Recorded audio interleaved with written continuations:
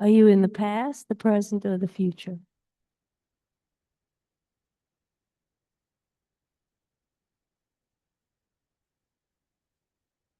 Mhm.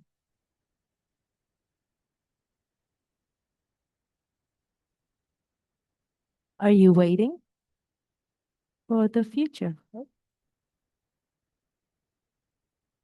It has to come. It has to come.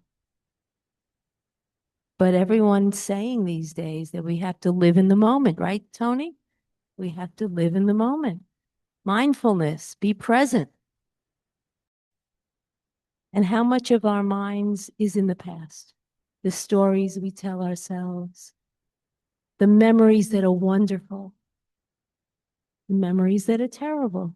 I just got some very bad news about a dear friend. She's so sweet and she feels great, but she's got pancreatic cancer. I just found out 2 minutes ago, and it spread to her liver. And around here, we're pretty good at accepting things, and we talk about karma. But when it happens, I guess you're thrust into the future, and you feel sad. She's so full of energy. She's an artist. She's painting, photography, and she's married. And it really is something to, you're in the present, but you're in the future. The past right now is not concerned with them. You know, you can do the what ifs and drive yourself crazy, right? So, not to put a damper on the evening, but I needed to put that aside now and realize, and I've been thinking all day because I spoke to Tony yesterday, how much time do I spend in the past? And how much time do I spend in the future? And to stay in the present, I find, is quite difficult. However, Brother Tony's going to come at this from an entirely different angle. Can I read your blurb? Can I read your quote? And we'll credit the world leader of the Brahma Kumaris is Sister Mohini Didi, as we call her.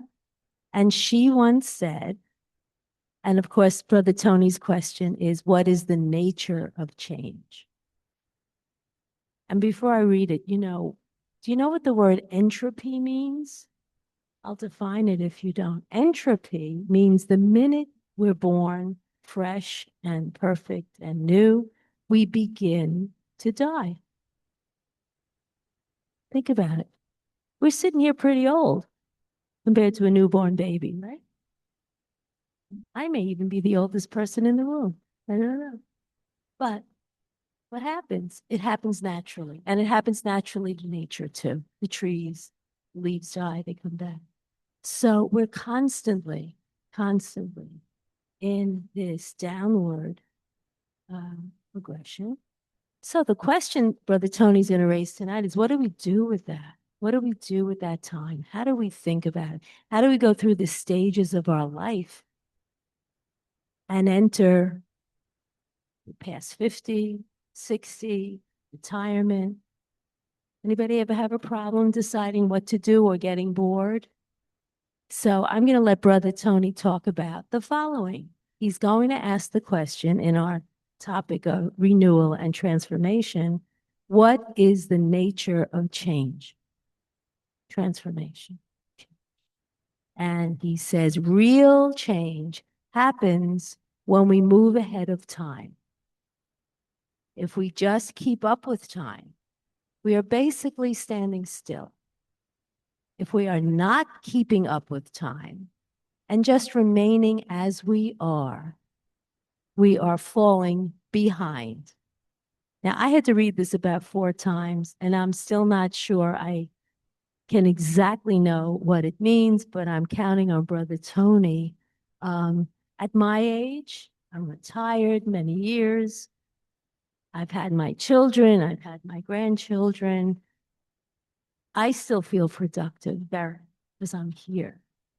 But do we still have something to learn, as the song that you just heard, Time Passages, suggests? So, Brother Tony, come fill us in, okay? And if we have questions, I know Zoom, you can't ask questions with the setup we have. But if anyone here would like to ask a question or just raise your hand. Okay? Thank you, Brother Tony.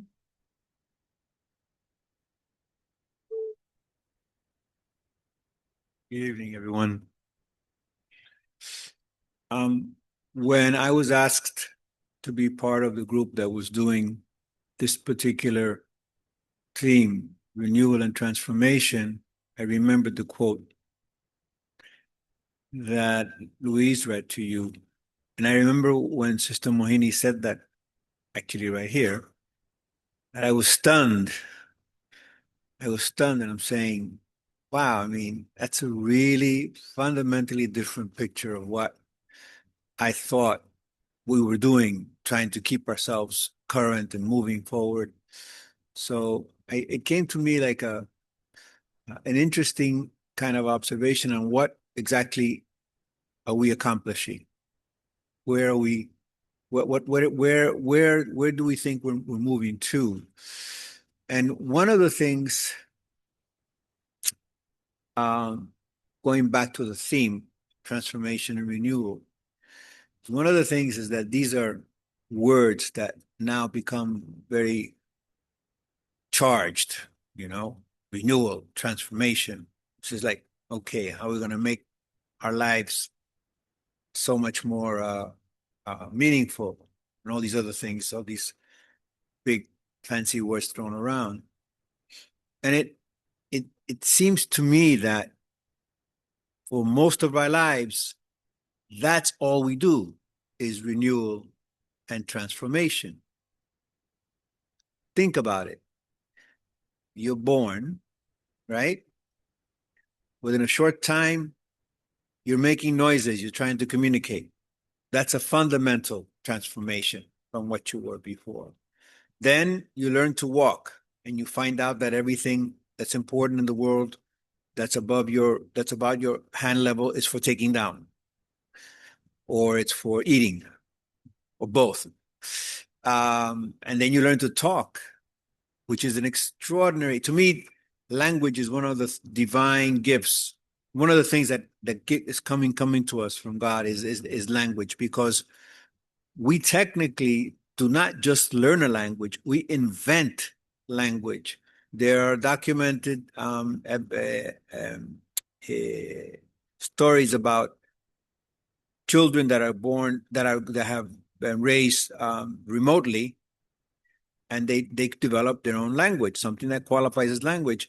And also twins that identical twins that grow up end up having languages different than their parents. There was a cartoon series that I remember, and maybe I'm dating myself, where there's exactly what happened. The twins talk gibberish, or they thought parents talk gibberish, and they were actually communicating. So we do all these things. Every one of these things is a fundamental change, fundamental development, renewal of our persons. We get through all of this process. We learn a language. We learn about family and community. Then we go to school and we learn about the world. Then we go to college and learn about the universe. Then we start looking for how we're going to apply this knowledge. So in every one of these cases, we are moving ahead of time. The term that we like to use here is that time is not your master. You're not doing things because time is calling for them. You're doing things because it is the moment that you want to do them. And that makes you the master instead of time. So all of these things we're doing, sometimes like language, we don't even know we're doing it, but it's part of our gifts. So what I call the first quarter of our life, till about 25, we're doing things, we're moving naturally, smoothly, effortlessly for most of us. I mean, some people, obviously everybody has issues, but it was one of these things that I was thinking about. Renewal and transformation is a natural, integral part of the way we exist. Then you go into the second quarter, as I call it, the second quarter after 25. And you have to do a new kind of renewal and transformation. This one is more focused on how you want to pursue things. Before you were dealing with how you were beginning to reconcile yourself to the world. Now you have to think about relationships, career, children. Every single one of these things is a complete renewal and transformation. I mean, a marriage has to transform you. Children transform. All of these have this kind of life-changing effect on you. So even in the second quarter, you're still in the process of renewal and transformation. That's the nature of our existence. So these terms, renewal and transformation, should not be alien to us. They're integral to the way we are, and we have been for the good part of our lives. So that really, to me, was the most important thing. And why is it? What was critical about this process? Why was it significant? For me, it was because you were doing it as a matter of course. You weren't. There wasn't a schedule given to you. You decided. You moved forward. You learned these things. You move forward. You were constantly evolving, expanding. See, to me, the whole concept of transformation and renewal is when you're going forward and expanding, not going backwards. Because you can change and go backwards. You can change and stop. So this change is something that can happen at any level, but for renewal and transformation, that change has to be more expansive, to be more embracing of the world. What? No, you don't change it, but the question is, do you control it or does it control you? Does time control you or do you control it? That basically is the fundamental issue. But the change is inevitable, obviously. I think it's working now.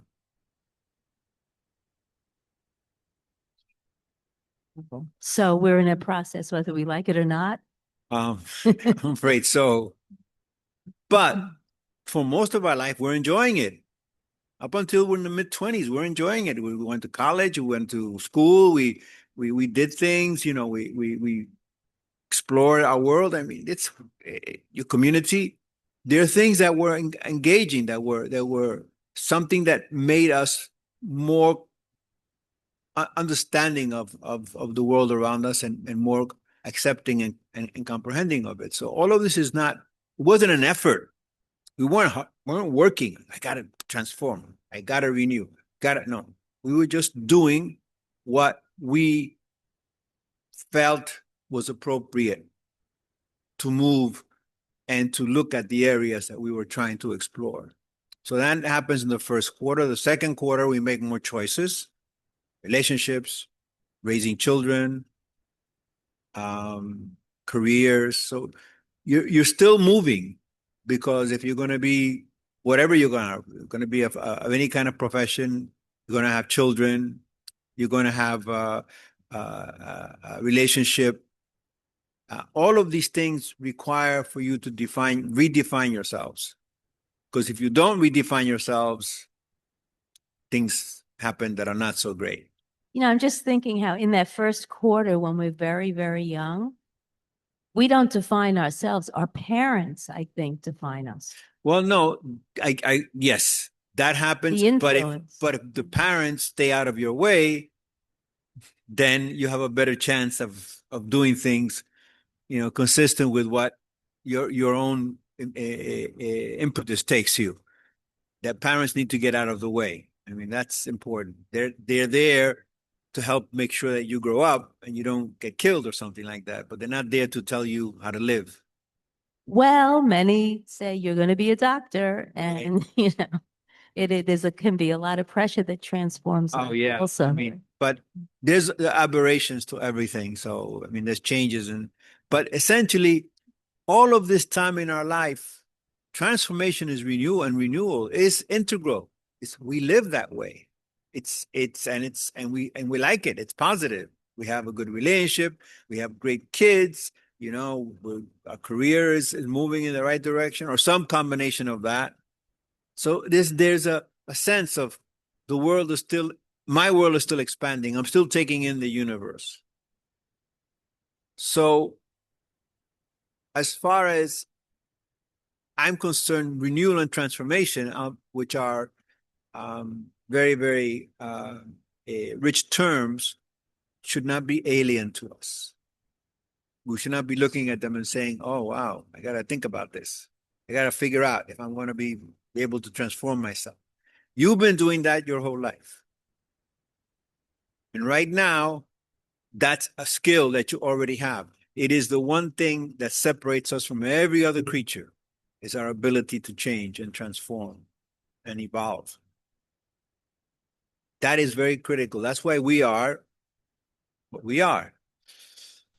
Then we get to what I call the third quarter. Most of us only have 3 quarters. The fourth quarter is basically overtime. So, and then at that point, we have all of these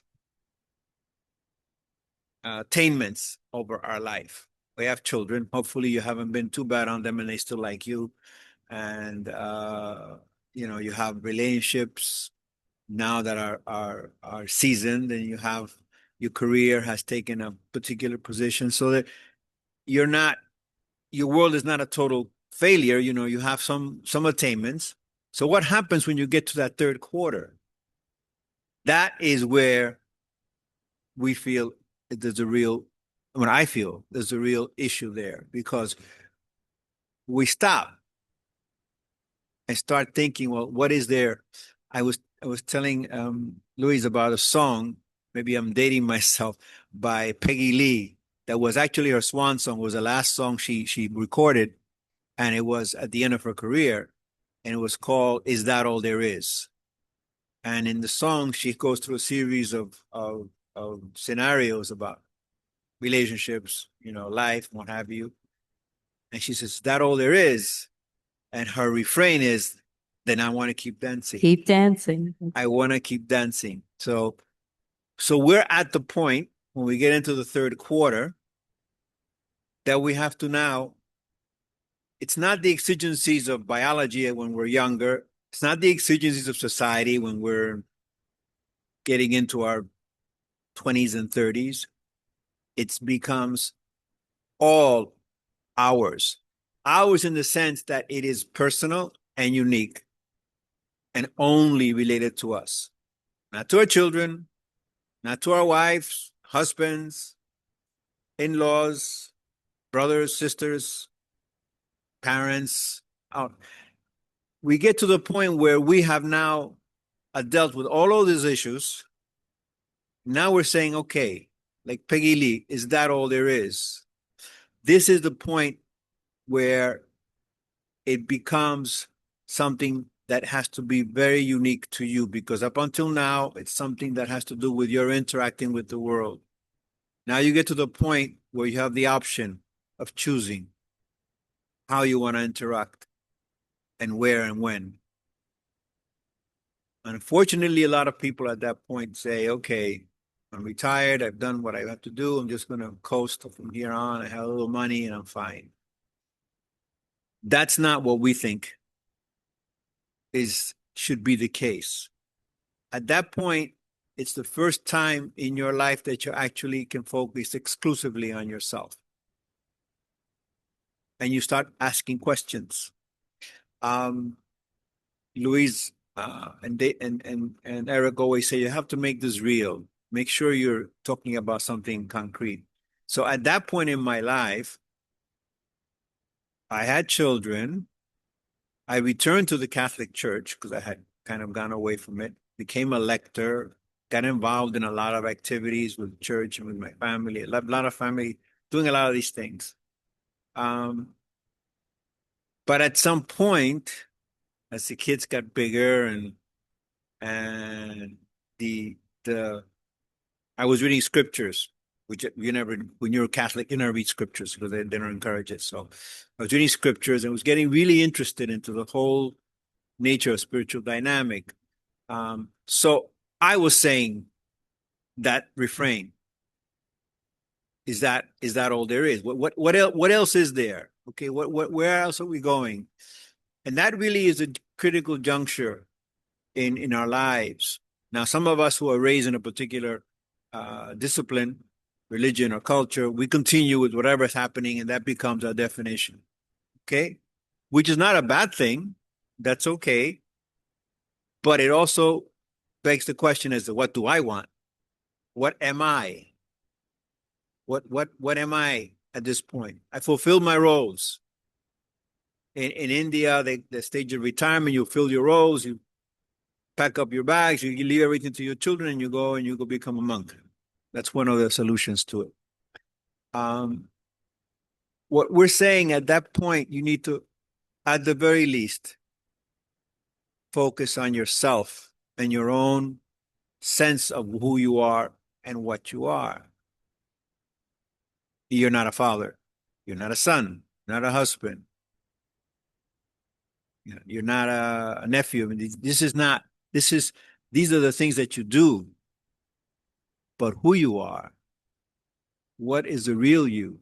What is this consciousness that you're becoming more aware of since you no longer have all these other demands on you? And begin to explore that.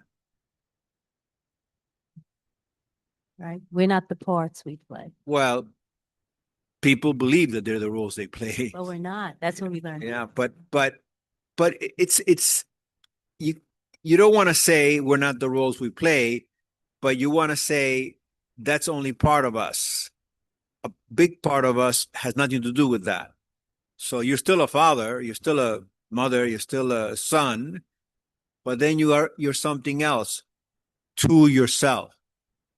Whatever you are to someone else, that is what it is. And hopefully it's something constructive. But at some point you have to say, okay, what am I to myself? What is my value in this world? I'm a good dad, I'm a good husband, whatever, I'm a good friend. Is that all there is? Is that the only value to your existence? Is that you do all these good things for people? Or that you don't do good things for people? I don't know. It's not characterized in one way or the other. Or are you looking to find out more about yourself, looking to understand a deeper sense of who you are? And that's the transformative process that in some ways is the most critical because it's the one that you choose to make. You decide. I have already finished all of these other things, or they're all in control in terms of moving my life forward. Let me explore my own situation, my own sense of myself. I think we're saying the same thing because in retirement, we always say you have to retire to something. And so many people define themselves by the role of their profession or what they do, which is what I meant, that sometimes they're very lost. Or the children go to college and all of a sudden you've got two people alone in a house and they don't know what to do with each other. And when that nuclear system changes, it morphs into something else. But then we're free. So that's your third quarter, right? That's when you have these options to go inward. And a lot of us get spiritual. The term retire to something is not very well known. It's generally retiring from something. Oh, you're saying it in a positive way. yes. But the reality is we mostly retire from something. We don't go to something Well, new. actually, teacher, I retired in my 50s and I retired to a tutoring career. No, I wasn't done yet. but you were still doing teaching, so still same kind of Tony was dynamic doing you were this. dealing with. So Okay. the issue is how do you keep up this sense of renewal, of transformation? How do you maintain that? And obviously we believe you maintain that by going inwards and beginning to understand who exactly you are. What exactly do you mean? What is the value of your position in this world? And I think it's very important that we keep in mind that when we, let's say, embark on a journey of spirituality, um, there are obstacles to it that don't exist anywhere else. Because when you want to do something, some specific activity, like when you want to become an engineer, you want to become a lawyer, you want to achieve certain kinds of attainments, right? Nobody says, um, someone has to prove to you that you can be an engineer. Someone has to prove to you that you can be a lawyer. That's a ridiculous statement. However, when we get into spirituality, people come around and say, well, I'm not going to follow this unless someone proves to me there is a God. Like there is a fact that you're going to take and present, and that's going to give you the impetus to do what it is that we're talking about. So it's the only place where someone comes in with this kind of position. He says, I'm not doing this unless I have some actual proof. We don't have actual proof of anything in the rest of our lives, but somehow some people insist we have to have some sort of tangible proof of this, which is not feasible. What when we do something, we go with the assumption, the faith that we're going to find something. We're going to become a particular type of professional or a particular type of person in a relationship. We go with the faith that I'm going to make the effort and there's a good chance I'm going to make it. And I think that's the same mentality we have to have when we get to this third quarter, when we get to this point where we're saying, okay, we fulfilled all our other kind of roles. What is it that we were looking at? And then you start looking at that, not get kind of put in the little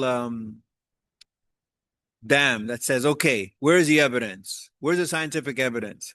In fact, the scientific method calls for faith as a major quality in it for it to become something that is considered science. So at this point, we have to go and say, let's explore, let's understand what are these values that at the time may have seemed kind of remote to us. How do they relate to me directly? How's it the notion of not hurting someone? For example, for me here, the notion of not accepting hurt was so complicated. That took me a bunch of years to figure out. It's not an easy one. But these are the kinds of things that you can begin looking at. How do I structure my life in a way that I am doing what I feel is the most appropriate way of being without it becoming a burden and without becoming a model that somebody else is following and maybe doesn't relate to me? So I think that is what happens in the third quarter. We have to continue what we've been doing, continue the transformation, continue renewing, and also keeping in mind that this change is that we are in charge of it. We are initiating it. It is something that's coming from our own perspective, our own way of looking at things. And I think that's really the key thing, is that it belongs to us. We own it.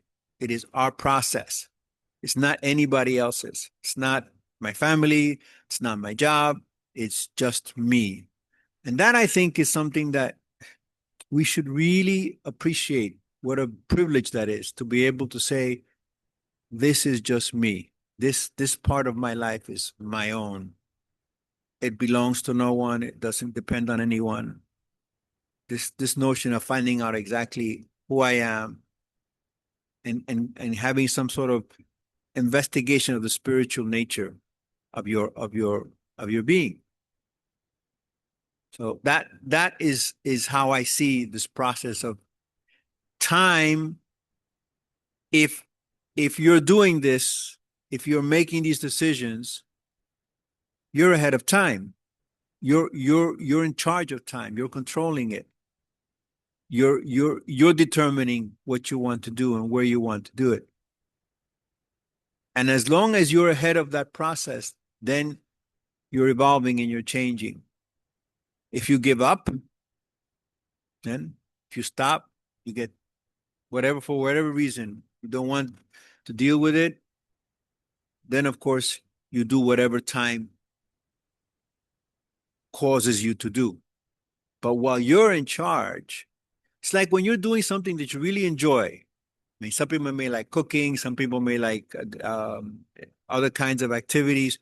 You really engage in them and you start the day, and 10 minutes later, it's 5 o'clock, and you're saying, what happened? What? How can it be 5 o'clock? We just got here. 5 o'clock didn't get there. You made it come there because of what you were doing. You were controlling what you were doing. You were engaged with it. So time did not become your master. And it's a very simple thing, very simple example of what happens to us when we really get into something, get into some activity, or like even at work, you get into a project, you really get into a kind of a nice groove with various people in your team. And before you know it, you've been 2.5 hours and you're wondering why nobody has fallen asleep yet. So It feels like time goes faster, which is ridiculous. no, see, what I think that it feels to me like time was being managed by me. It was doing what I wanted. I wasn't following it. Time was doing what I wanted it to do. And the feeling is that it goes fast because you're not sitting there bored. You're not saying, what should I do with myself? Well, it's You're the comment you made about being in the moment. If you're in the moment, if you're in the moment, there is no time. There's no past, no future. So as long as you're living in a very intense kind of exchange, at the end of that, hour later, you're saying, I've been talking an hour to this person, and I just thought I just met them, or I just talked to them, or just engaged. So then, because you're in the moment, and then you own that process. That's how I say you own time. You go ahead of time. So what makes this challenging to do in this third quarter? What do you think? That's a really tough question. Because a lot of people struggle. They've lost Yeah. other roles. They're playing, those parts are done. Grandchildren, children, wife, maybe widow, widower. What makes it so hard? And the body is aging. Well, what makes it hard is, I think, not so much the the physical, but the fact that up until now, there's been a context in which you've done things. You're growing up, you're building a family, building a business or a job or a career. So you have established these goals, and these are goals that you have used to structure your life. And that, for some people, gets mistaken for your life. The life is what happened from those goals. You became whatever you became, you married someone, that's your life. Some of us mistake the process that we developed as life, and we forget that life was what we experienced, not what we planned. And I think that that is a problem that we at some point feel if we haven't got a plan, we haven't got a structure. I'm talking about people that are motivated. The difficulty is they're used to having a structure. They're used to having a plan, organization, having a goal in mind. And these goals are a lot more difficult to define. So the freedom that we experience can be challenging. I see, and maybe I have a perspective different from other people, but I like that whole notion that there is no one else. I'm by myself in this. There's nobody else that has any role in it. And like it's like being quietly by yourself. I always like that. I always like these moments where, okay, I'm by myself. There's nothing connecting me to anything else. I'm just kind of um so that yes, that's something that some people find difficult. that find difficult because they feel that there needs to be engaged. I never needed that kind of engagement. I was happy on my own. And I think that's maybe just my quality. But the point is that if you try being on your own, you find it's like very, very interesting. After a while, you say, well, this is not as bad as I thought. This is not as bad as I thought. Being myself with my own thoughts, looking at my own spirit, my own internal consciousness. I mean, that's not so bad. But we don't do it because we think, oh, it's going to be difficult. It's going to like meditation. I can't do meditation. I can't do It's too difficult. I can't work. You don't do anything when you meditate. So how can you not do it? I think what I'm trying to say is that we lose things. John Berryman wrote a poem, The Ball Poem, and it's about kids playing stickball in the street. I did it in Queens, and the ball goes down the sewer and the game's over. You had a broom handle and you had a Spalding ball, and all of a sudden, it's gone. And the point, the second half of the short poem, is that life is about loss. So if I've had a wonderfully active grandmotherhood, and now the children are teenagers, and I got one in college, what do I do with that loss? And I think what we're talking about here is to self-invent and to renew. And what I do, I just said this last week, I used to love to cook for holidays. My kids were on traveling teams, my grandkids. So instead of being mopey and sad, and I wish it were the good old days, I cook not on the holidays, and I bring, and they love it whenever the time. So instead of feeling like a victim of time or sorry for myself, I'm able to spin it so that I've created joy, but it's not defined the way it used to be. And I think that's what spirituality does for me.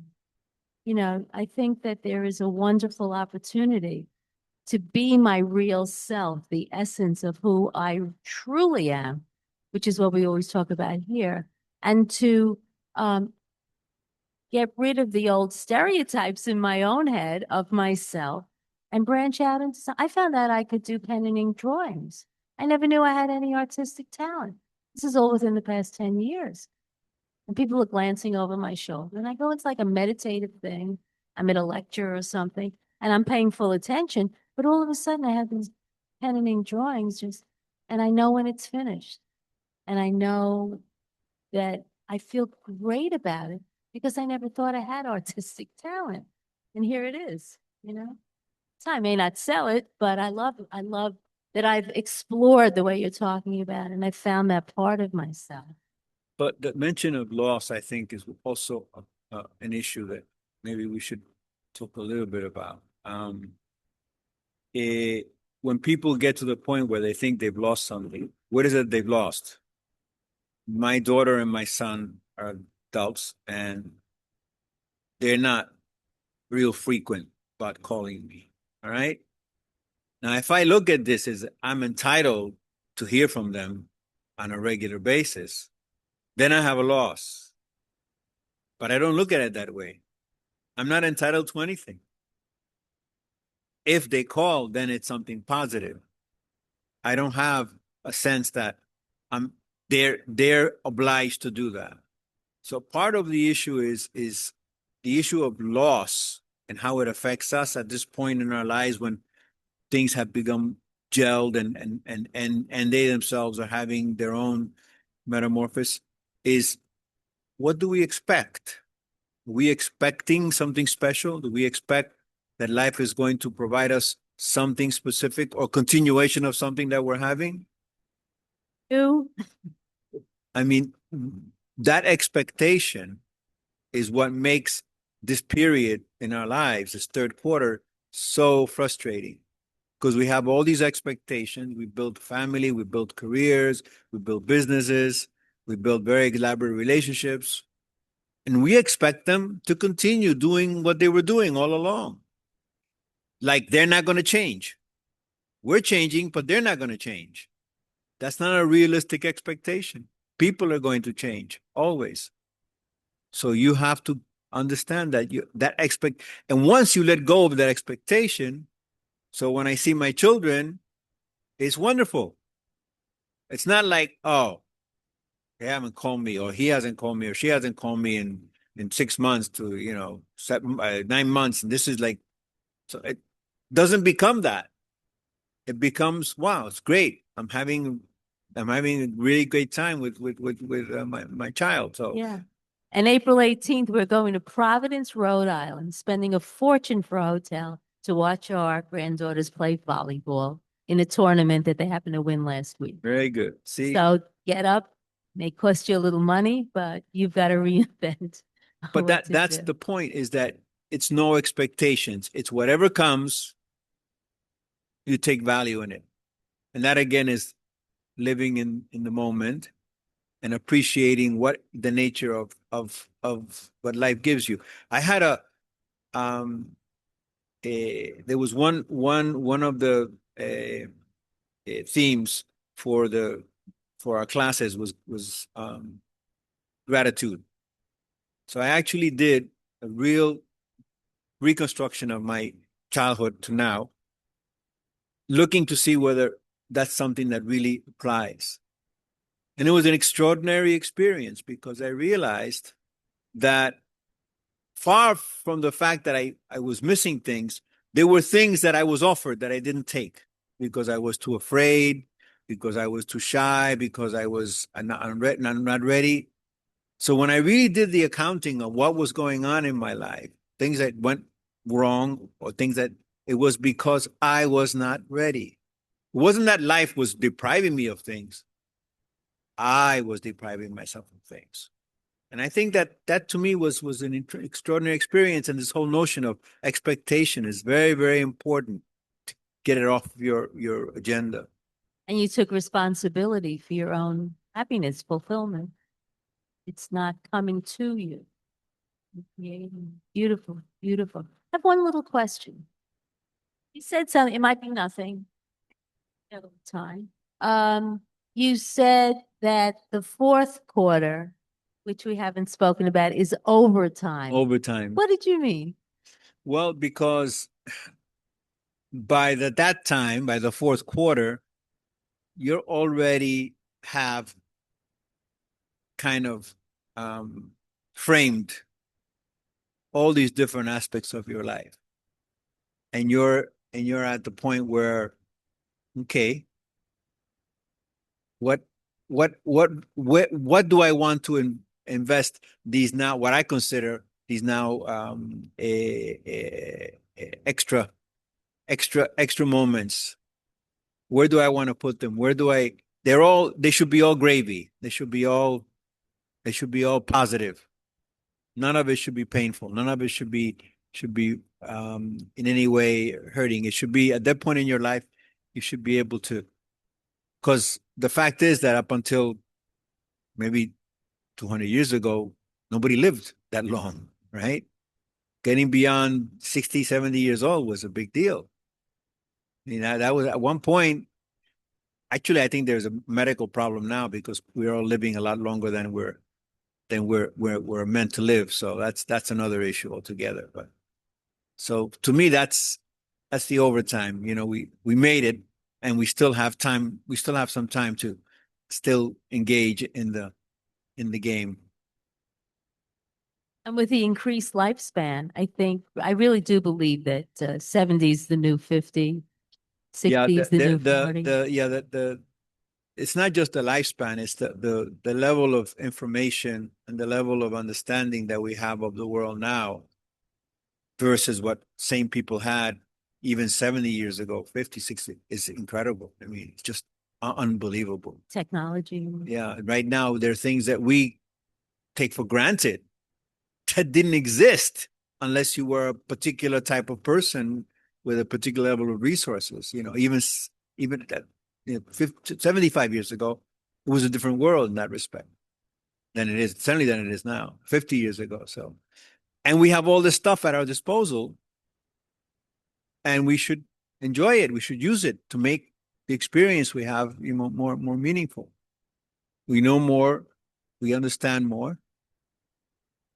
problem is that we have to care more. We have to start caring more, not just knowing and not just understanding, but has to matter. Well, when the world isn't, how can we develop that in ourselves? When the world isn't what? The world isn't very caring right now. The world is not benevolent right now to everybody. We're treating some portions of the population very, very despicably. We're putting humans in cages, taking away their freedom because of their color, for one example. What can we do as individuals in this situation we're in right now to make ourselves feel Well, first, useful? we have to care. There has to be, things have to matter to us. But the things that have to matter to us need to be things that are personal. Objective conditions outside of us are not as important as what's happening inside. What matters to us? What impact does it have on us directly and your person?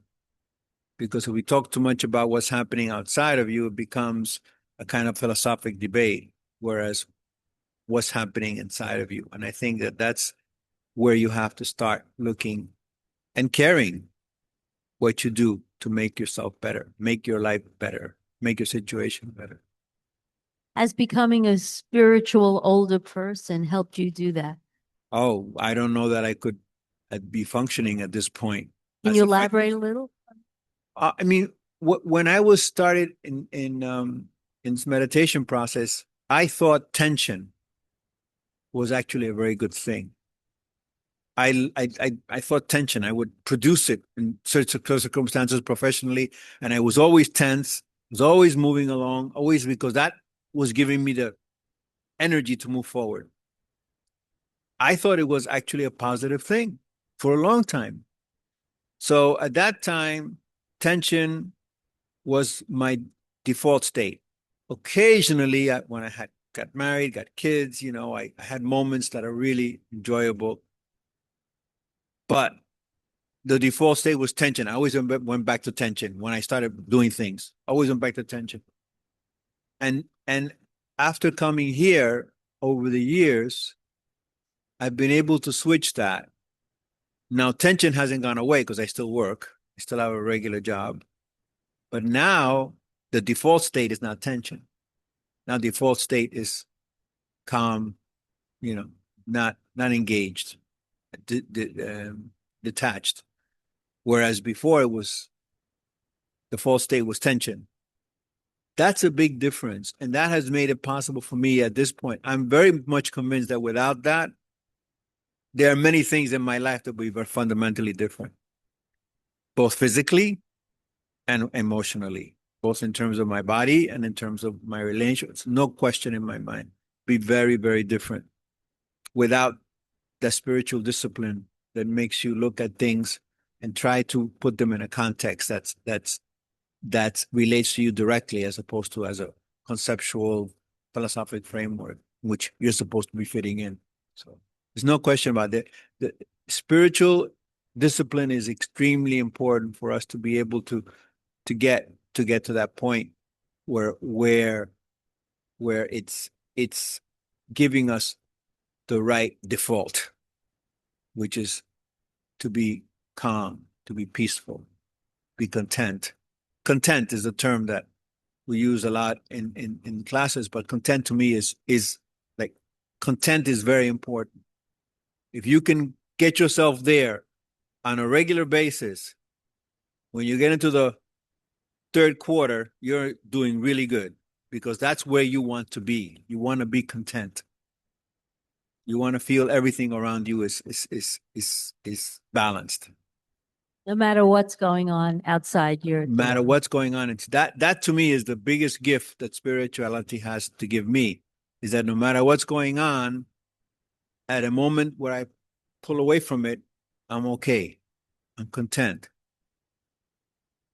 The minute that I am able to extract myself from those, because it's not so easy sometimes when you're working in an environment and you're dealing with people. But that is a very, very, very, very special gift to be able to do that. And that doesn't happen naturally.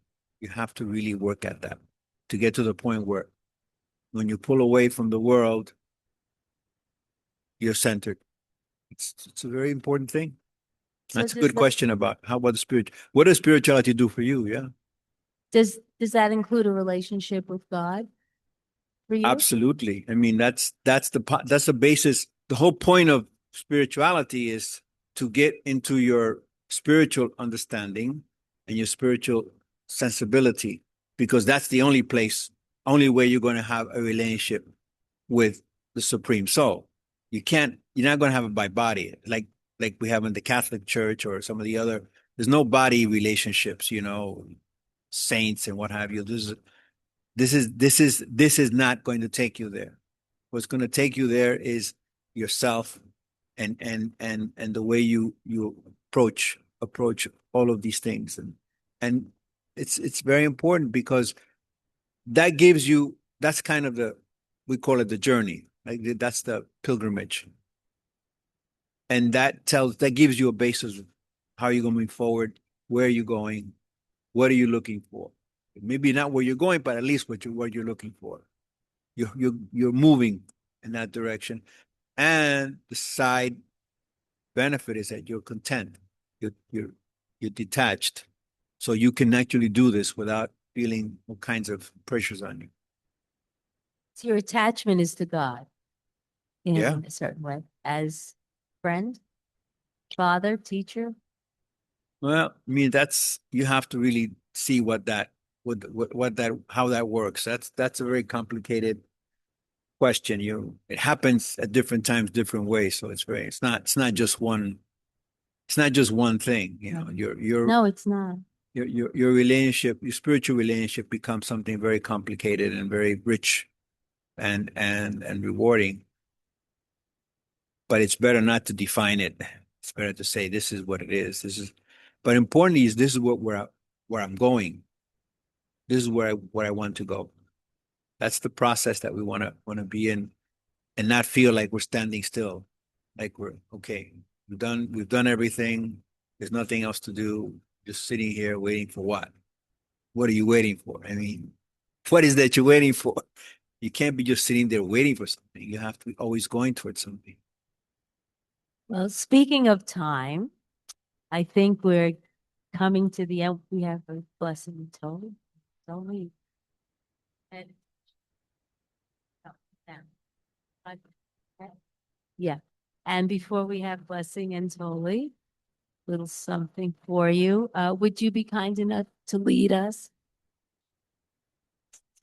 in a meditative commentary on this beautiful thinking of using the next 5 minutes of time for us? Thank you.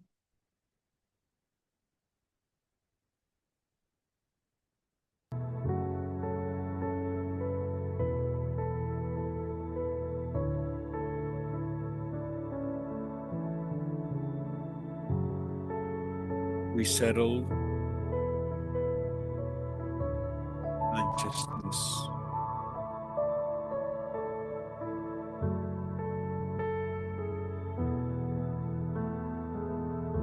into the absolute center of being.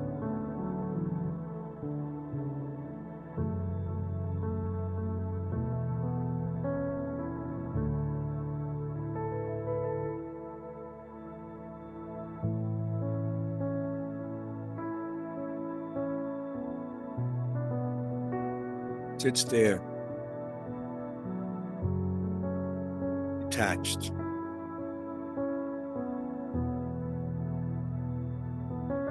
as all our connections end at the surface of our skin.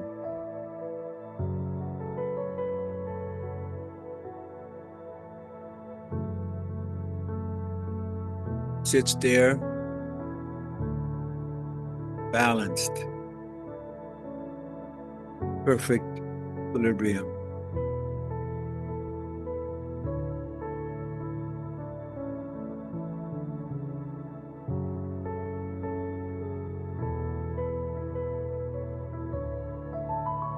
Its own gyroscope.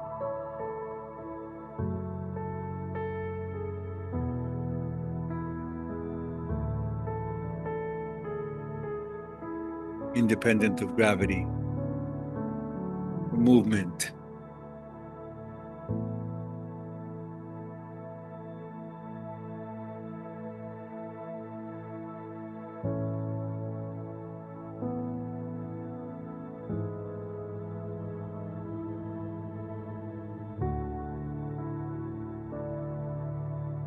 This consciousness, with its perfect balance and detachment,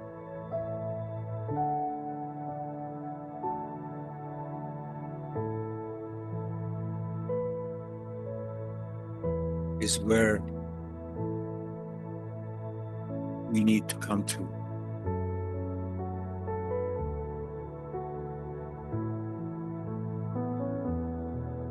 be.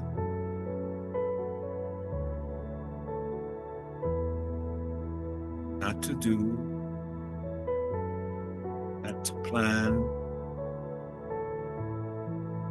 not to organize, not even to think.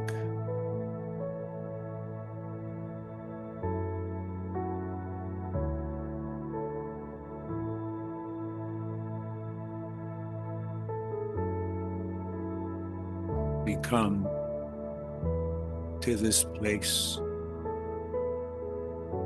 this consciousness, to be.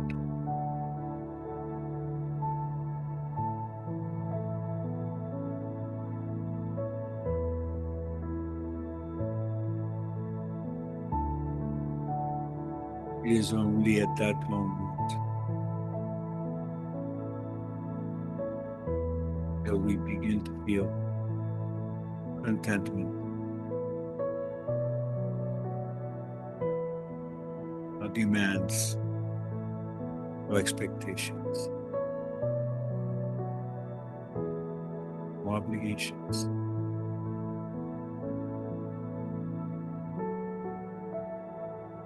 Just be.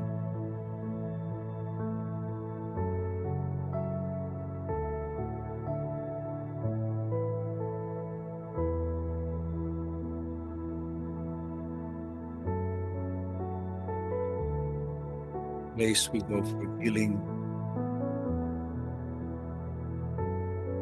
strength.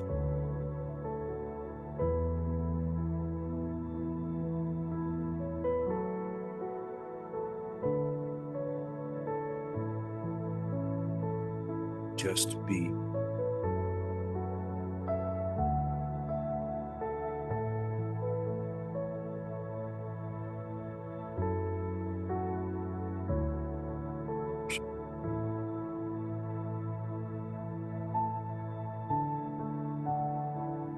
Om Shanti, Om Shanti. Thank you so much, Brother Tony. I'm going to be very mindful of the time I have and how I use it. I do want to tell everyone, I know this is not on Zoom, it's in person on Saturday, but if some of you on Zoom are nearby, we're back to a wonderful Saturday morning program from 10:30 to noon this Saturday. And it's a workshop for those, as it says, who lead a life that may be fuller than what seems to be manageable. We're going to explore aspects of health, thinking habits, and goals and priorities. The workshop offers some very practical skills, and it's being led by Brother Eric. You know Brother Eric. He's been a guest here many, many times, and we want to thank him right now for doing the sound this evening. Thank you all for coming. Thank you, Zoomers. Om Shanti. Have a beautiful week.